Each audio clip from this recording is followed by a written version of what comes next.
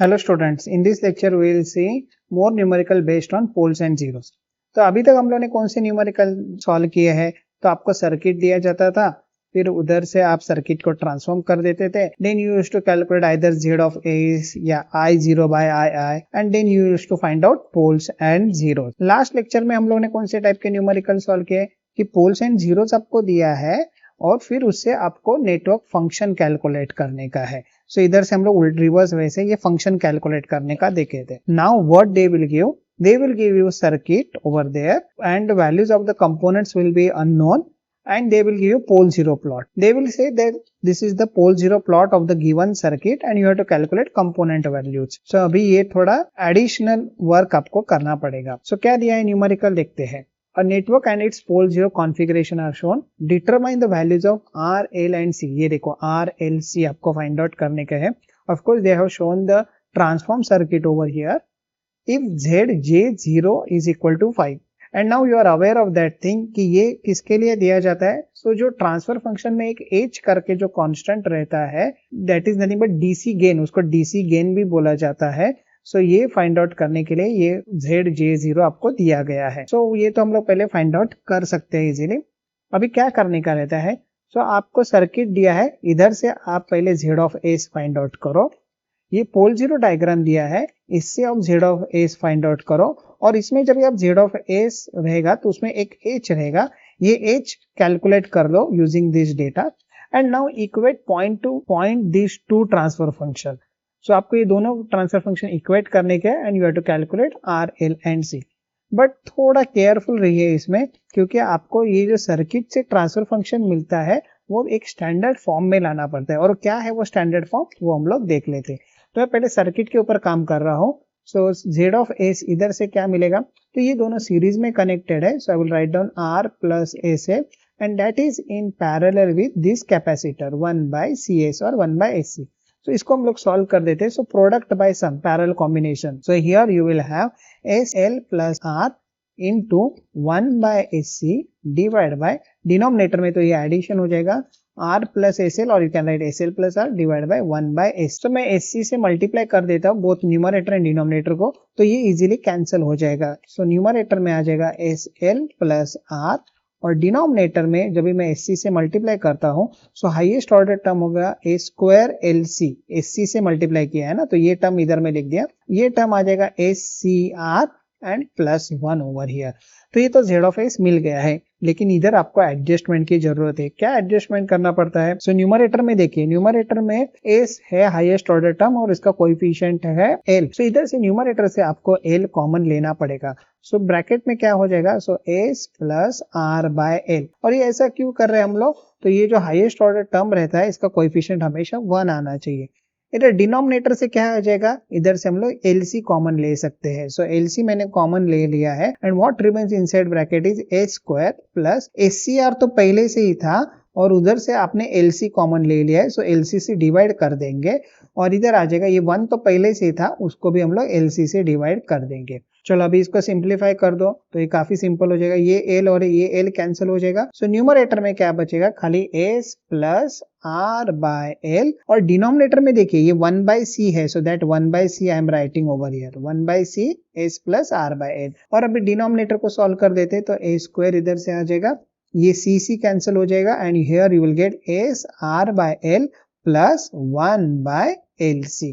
तो ये Z of S तो हम लोग ने कैलकुलेट कर दिया है. अभी आपको क्या करने का है, ये ट्रांसफर फंक्शन सॉरी ये पोल जीरो प्लॉट आपको देखने का है and from this you have to obtain Z of S.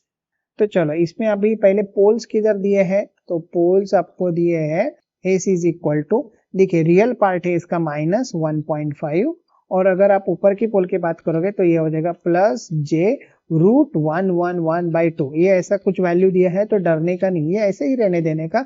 वो सिंप्लीफिकेशन में ये काफी इजी हो जाएगा. को सेकेंड पोल किधर दिया है, सीधे मैं कॉमा करके लिख देता हूँ. ये आ जाएगा -1.5 minus J root 111/2. 2 is outside this square root. Be careful. So इससे आपको क्या मिलेगा, तो इससे आपको डिनोमिनेटर मिल जाएगा D of S. और D of S क्या हो जाएगा, तो S और ये माइनस इधर दिया है तो इधर आपको लिखने का रहता है प्लस. तो ये हो जाएगा प्लस 1.5 और ये हो जाएगा minus J square root of 111/2 और इधर आ जाएगा एस प्लस 1.5 और ये माइनस है तो ये भी प्लस हो जाएगा प्लस जे रूट 111/2। सो ये कॉम्प्लेक्स कॉन्जुगेट पोल्स थे। सो ये पार्ट और ये पार्ट सेम है and here you have minus sign, here you have a plus sign. तो ये फॉर्मूला कौन सा हो गया, a minus J B into A plus J B. और ये इसका फॉर्मूला कभी भी आप सॉल्व करते तो ये आता है ए स्क्वायर प्लस बी स्क्वायर। ध्यान में रखें ए स्क्वायर प्लस बी स्क्वायर क्यों आता है, क्योंकि इधर ये जे है तो जे स्क्वायर -1 और वो माइनस बी स्क्वायर के साथ ऐड होके इधर ये प्लस हो जाता है। तो ये ध्यान में रखें, ये मैंने खाली आपके रेफरेंस के लिए लिखा है। तो डी ऑफ एस आपको मिल जाएगा ए कौन है, S plus 1.5 the whole square plus B square, B कौन है, सो ये रूट 111/2, सो रूट 111/2 इसका स्क्वायर। देखो वो रूट स्क्वायर रूट चला गया। ओके, अब इसको सिंप्लीफाई कर देते तो ये हो जाएगा a plus B the whole square A square plus ये हो जाएगा आपका 3s क्योंकि 2ab का फॉर्मूला हो जाता है इधर, प्लस 1.5 का स्क्वायर है 2.25 प्लस इधर आ जाएगा रूट हट जाएगा तो ये 111/4 हो जाएगा। हाँ, सो this will become a square plus 3s plus 2.25 और ये कितना आ जाएगा इधर, तो ये आ जाएगा 27.75। सॉल्व करके देख सकते हैं। सो this will become a square plus 3a और ये दोनों को ऐड कर देंगे तो ये हो जाएगा 30। सो डिनोमिनेटर डी ऑफ एस तो अपने को मिल गया है। अब ये पोल से आपने डिनोमिनेटर कैलकुलेट किया है, वैसे ही आप जीरो से न्यूमरेटर कैलकुलेट कर सकते हैं। तो अभी जीरोस किधर है, so only 1 0 and 1 0 is at S is equal to -3। So इससे आपको क्या मिलेगा, सो न्यूमरेटर मिल जाएगा। सो एन ऑफ एस क्या रहेगा, S plus 3। Now can you write down the function, yes. तो फंक्शन कैसे लिख सकते हैं, so Z of S is equal to H आ जाएगा, ये जो डीसी गेन कांस्टेंट रहता है वो इधर आ जाता है। न्यूमरेटर किधर गया, ये है एस प्लस 3 और डिनोमिनेटर क्या है, ए स्क्वायर प्लस 3s प्लस 30। अब ये h पहले फाइंड आउट करना पड़ेगा आपको और h फाइंड आउट करने के लिए ये डेटा आपको यूज करने का है। अभी देखो उन्होंने थोड़ा अलग फॉर्मेट में दिया है डेटा ZJ0। सो ZJ0 का क्या मीनिंग रहता है, हम लोग तो इधर Z ऑफ एस लिखते हैं, सो Z ऑफ एस ही है ये और एस का वैल्यू क्या रहता है, j omega. So that means basically omega का वैल्यू इधर 0 है और ओमेगा 0 है मतलब एस का वैल्यू भी 0 ही है इधर। Okay, so basically you have to substitute S का value 0। So put you can write S is equal to J0 या you can just write down AC is equal to 0. So this will become ZJ0 and H इधर आ जाएगा, इधर ये 0 हो जाएगा। So numerator में रहेगा खाली 3 और डिनोमिनेटर में क्या आ जाएगा, ये 0 इधर 0 और इधर आ जाएगा 30 और इसका वैल्यू कितना दिया है उन्होंने दिया है इसका वैल्यू 5। सो H और ये 1/10 हो जाएगा, H का वैल्यू कितना मिल गया इधर 50। तो अपने पास ये फंक्शन आ गया है और वो फंक्शन में इधर लिख देता हूँ। So after substituting h is equal to 50 what you will get, z of s is equal to 50 into s plus 3 divide by a square plus 3s plus 30। So देखिए ये भी आपके पास z ऑफ s है और ये भी आपने अभी कैलकुलेट किया है। सो अभी पॉइंट टू पॉइंट कंपेरिजन हम लोग कर देते हैं। So point to point comparison करते हैं तो यूनिक वैल्यूज आनी चाहिए। हाँ, तो वी कैसे आएगा, सो ये देखो ये 50 outside this bracket in the numerator so that you can compare with this one. So 1/c is equal to 50। तो c का वैल्यू मिल गया आपको 1/50 फैरेड। अभी आप न्यूमरेटर में देखिए ये ब्रैकेट में r/l है इधर और इधर भी r/l है और दोनों जगह पे ये वैल्यू सेम आनी चाहिए। हाँ, otherwise you have done some mistake over here either in obtaining z of s or while solving this thing. So r/l का वैल्यू इधर आ गया है 3, लेकिन we don't know r, we don't know l, but keep this as it is.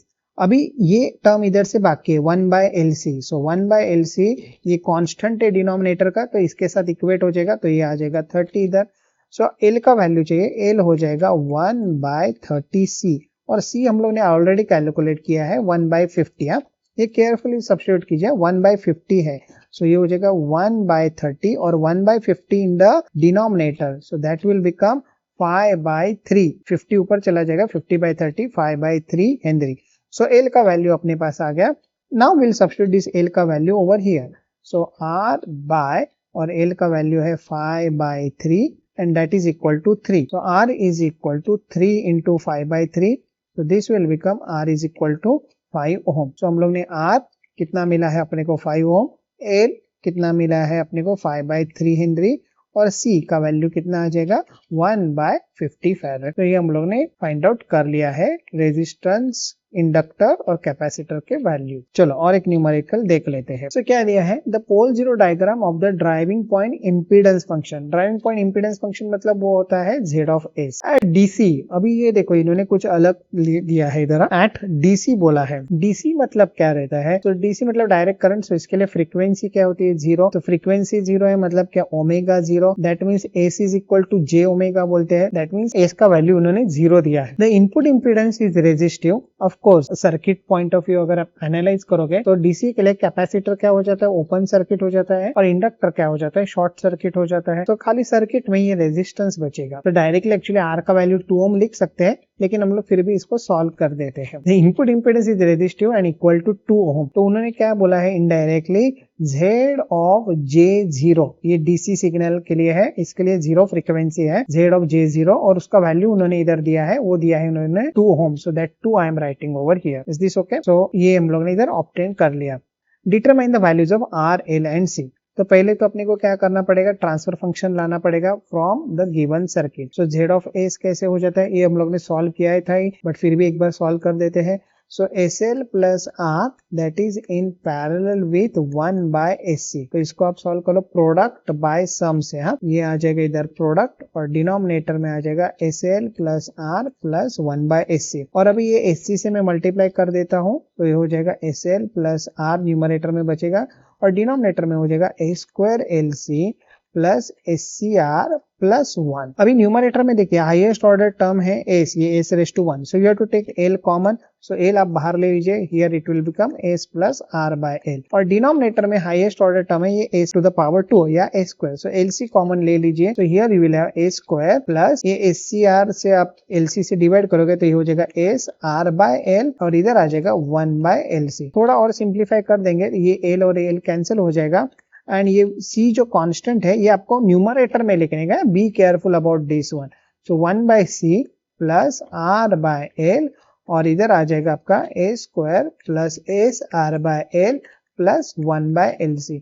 तो Z of S तो हम लोग ने ये सर्किट से फाइंड आउट कर लिया है। अभी हम लोग पोल जीरो प्लॉट के ऊपर कॉन्सेंट्रेट कर देते हैं। तो इधर आप देखिए पहले पोल्स किधर है, तो AC इज इक्वल टू, देखो ये -1 है, और ऊपर जाएंगे तो इधर मिलेगा प्लस J4, और दूसरा पोल किधर है तो -1 माइनस J4। ये जो पोल्स है ये एक दूसरे के कॉम्प्लेक्स कॉन्जुगेट है। तो पोल्स इधर है तो आपको डिनोमिनेटर तो मिल जाना चाहिए, तो D ऑफ S आपको क्या मिलेगा S, ये -1 है तो इधर आ जाएगा +1, इधर प्लस J4 है तो इधर आ जाएगा माइनस J4 इनटू, ये दूसरा पोल भी आया है, इसके लिए आप ये प्रोडक्ट कर रहे हैं +1 प्लस J4। तो अभी आप देखिए ये पार्ट है A, और ये पार्ट भी इधर A है, और ये पार्ट है B और B। सो ये हो गया A minus JB into A plus JB, और इसका क्या फॉर्मूला हो जाता है, इसका फॉर्मूला हो जाता है A square plus B square. तो इसको आप सॉल्व कर दीजिए, A plus 1 the whole square plus 4 square. Okay, so this will become A square plus 2S plus 1 plus इधर से 16 आ जाएगा, तो this will become 17। So D of S तो मैंने फाइंड आउट कर लिया है। अभी आपको जीरोस के ऊपर कॉन्सेंट्रेट करने का है, और जीरोस किधर है, तो एक ही जीरो है इधर, ये देखिए -2 पे इधर जीरो है, ये जीरो इधर है, ये न्यूमेरिकल वैल्यू जीरो है, ये जो एक्चुअल जीरोज रहता है वो इधर उन्होंने प्लॉट किया है, ये just to indicate origin. Okay, इधर कुछ भी जीरो नहीं है, ये आपका जीरो है।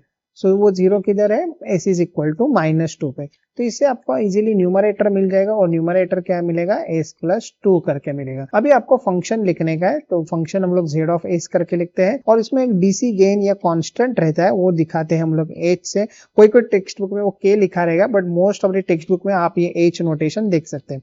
सो न्यूमरेटर आया S प्लस 2, और डिनोमिनेटर में आया आपके पास A square plus 2S plus 70। Now before comparison it is your duty to calculate H, and for that purpose will use this data. ये जो डेटा दिया है ना, इनपुट इम्पीडेंस इज रेजिस्टिव, ये हम लोग यूज करते हैं। अभी हम लोग को जीरो ही सब्स्टिट्यूट करने का, सो हम लोग डायरेक्टली सब्स्टिट्यूट कर सकते हैं। So you can write put AC is equal to J0, और you can write AC is equal to 0। So Z J0 क्या हो जाएगा, सो H वैसे के वैसे रहेगा, इधर आ जाएगा 0 प्लस 2 डिवाइड बाय डिनोमिनेटर में 0 प्लस 0 प्लस 17, और इसका वैल्यू कितना दिया है उन्होंने, इसका वैल्यू दिया है 2 ओम। So I will equate this one with 2. So ये हो जाएगा A 2/17 is equal to 2. So H का वैल्यू आपको मिल गया है, H का वैल्यू आपको कितना मिला 17. ओके, अभी h वैल्यू आपको 17 इसमें सब्स्टिट्यूट कर देने का है. सो z of s I am writing over here. This will become 17s plus 2 divided by a square plus 2s plus 17. Now there will be a point to point comparison between these two. So अगर आप point to point comparison कर रहे हैं तो क्या मिलेगा देखो. 17 is in the numerator and it is outside this bracket. So 1 by c is equal to 17. हमेशा एक कैपेसिटर ही पहले मिलेगा ये इसी टाइप के सर्किट में. तो c का वैल्यू कितना हो जाएगा 1 by 17 फैरेड. अभी आप R बाय एल इधर से या इधर से इक्वेट कर सकते हैं इसके साथ. सो R बाय एल का वैल्यू आपको मिल जाएगा 2. बट इधर ये दोनों अननोन है. So will go for equating this value. So 1 by L C आपको मिलेगा कितना 17. I have equated with this one. उसमें से c का वैल्यू आपको मिला है. सो l का वैल्यू हो जाएगा 1 बाय 17c. इसको सॉल्व कर दिया और c का वैल्यू कितना आया है 1 बाय 17. सो 1 बाय 17 और c का वैल्यू 1 बाय 17. तो ये 17 कैंसिल हो जाएगा and here you will get 1 henry. अभी l का वैल्यू 1 हेनरी आ गया. Will substitute over here. So r by 1 is equal to 2. So r is equal to 2 Om.